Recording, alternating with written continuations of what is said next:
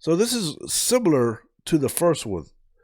And what I mean by that is similar because you have an outsider, which was a human inside of an avatar body, which was he was considered an outsider.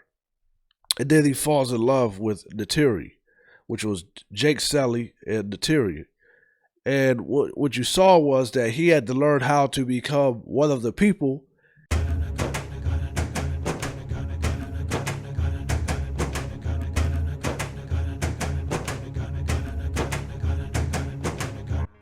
All right, what is happening, guys? This is Jew coming to you with another trailer reaction. But this time, I'm going to break this trailer down. This is the Avatar trailer. You already saw the first time I did a trailer. I'm going to try to break this one down so I get an understanding of what this is about. I still, even with this last trailer that came out, I have no idea what it's about. So I'm going to try to break it down as best as I can and try to get a storyline based off of this trailer. Even though to me, it still doesn't... We'll see. Let's watch it, and I'm gonna break it down. So,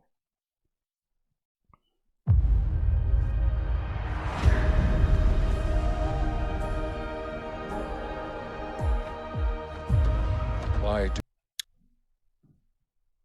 the first thing you notice is that they're flying away from probably, I guess you would say Awa. Is that what it was? Awa.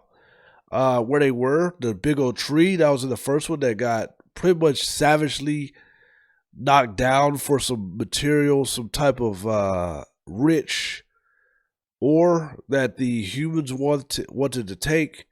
So they're flying away. Now, I don't know why they're flying away because they were still present in that area. So now they're trying to find somewhere new to settle. you come to us? I just want to keep my family safe. Now, he wants to keep his family safe. It showed the humans inside of their big old mecha suits. And so, which means that's where the questions for me come in, is the why. Because the first one, we understood that the humans were there for some ore. They were there for some ore. I guess ore, is that what they say? Some rich material. That's what they were there for. So now, at this point, what the hell do you want? Are they starting to reach what the storyline is the question? And I hope they're not going to do that. I hope they're not. I'm going to explain to you when we're done what I mean by reach with the storyline. But let's keep going.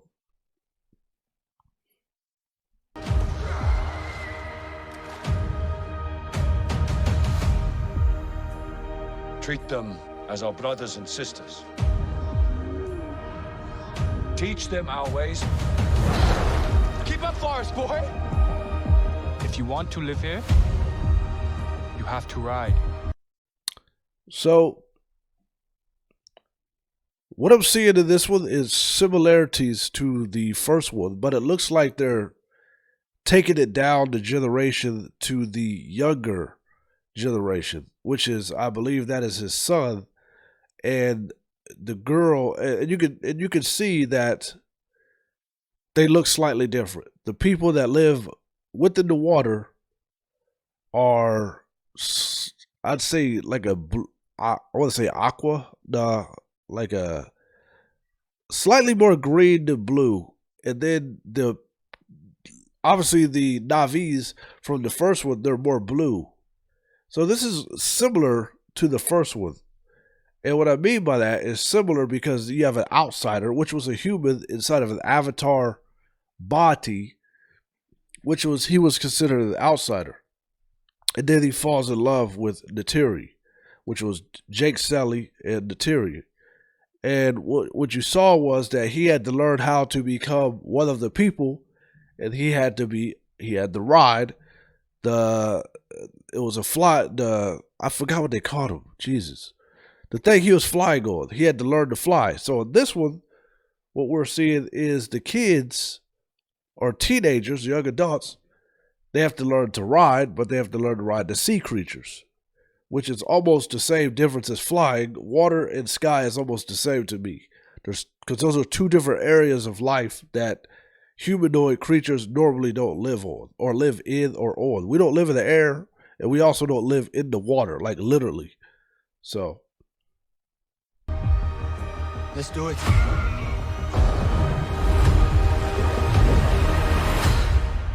Just breathe. And that was a similar laugh there. Like, remember, Jake got laughed at a lot because he didn't know how to interact with the animals in the first one. It's almost like a repeat, and let's hope not, though. Breathe.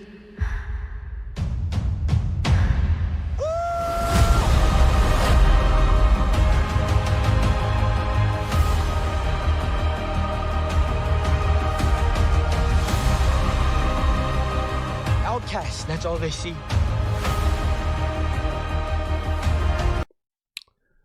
Again, he says outcasts, that's all they see. That's how they looked at Jake Sully. They knew that he was inside of, they called him, I forgot what they called him. They had a name for him. They called him something that was considered an insult. They knew he was an outsider because he had 5 fingers. And, but that's how he was treated in the first one. I see.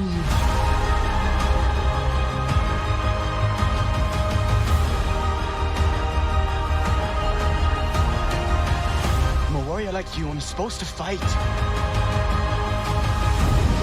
Protect the people.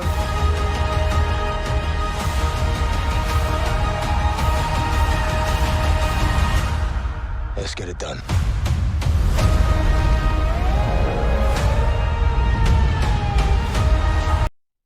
All right, so right there, that's again reaching out to AWA when they say all of nature is a part of a system. You see a whale jumping out of the water and landing on top of a ship, which is, I believe, was a human ship. Which is in the first one, it was those creatures that look like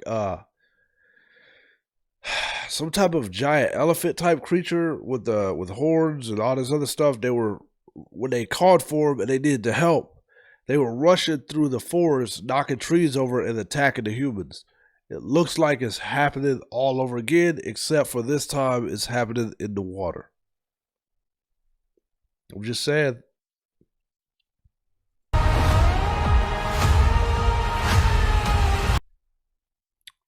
Again, there's another scene right there. Matter of fact, the question for me right here. Hold on. All right, so this scene right here is similar to the first one. Let's up it a little bit, because what I'm seeing here is he's supposed to fight a sea creature. Remember when Sully was supposed to fight the wolf, or there was a bigger creature, they said for sure you should run or stand your ground in the first one, and he stood his ground, which was actually a baby. It was the baby version of, it was like a calf, but it wasn't even actually full-grown version of whatever creature that was. I can't exactly remember what animal it was. The first one was a big one. But then the wolf creature came, and she said, definitely you should run. And I feel like they're doing the same thing in this one, except the only difference is they're in the water. That's what I'm seeing.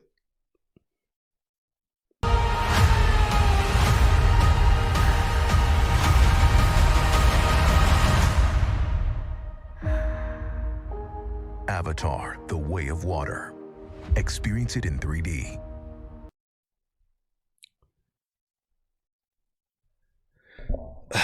So, what I was saying earlier is what I'm saying. I'm hoping they're not reaching for the storyline of this. It's a little bit concerning. You saw the other trailer where they say they're hunting us. The humans are hunting us down. If the first one they wanted the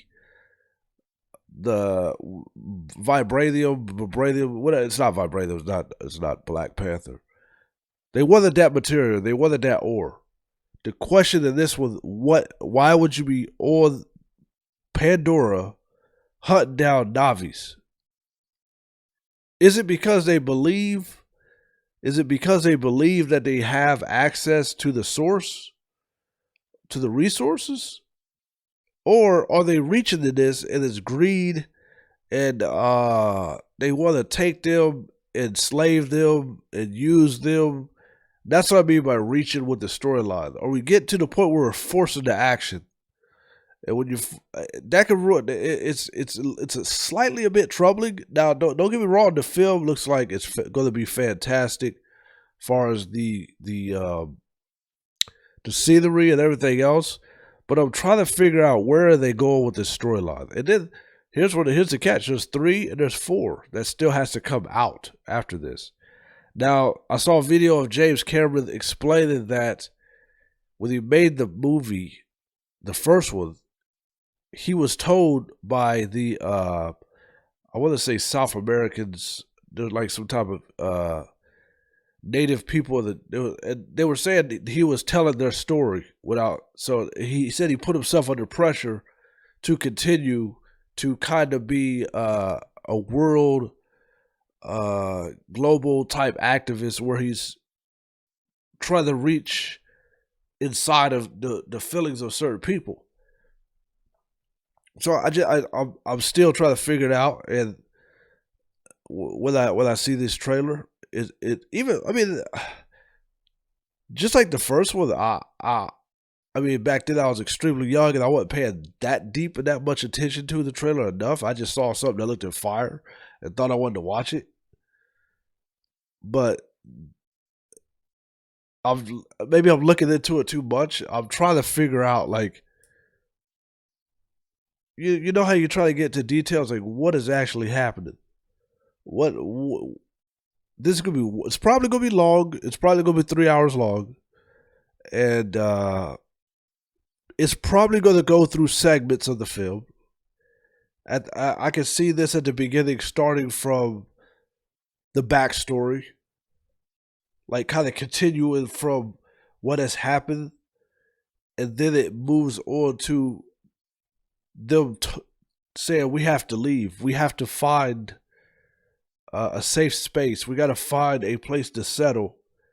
And then they're probably going to fly off and say, we heard about these people over here and they have this and that, and we're going to go there. They finally get there and they start off, they bump heads with these people because they're outsiders. Once they get there, it turns into a situation again, like in the first one, where Jake lied, or they tried to keep it on the down low of the real reason. They didn't want them to know, and then now they brought trouble with them, and that kind of will draw in a trust issue between the two tribes. I can see that. But then they realize they gotta stick together in order to survive. If I just broke down the whole film like right there, that's gonna be troubling because I'm gonna watch it. But yeah, so tell me what y'all think, because maybe I'm just overthinking the situation when I see this. So yeah.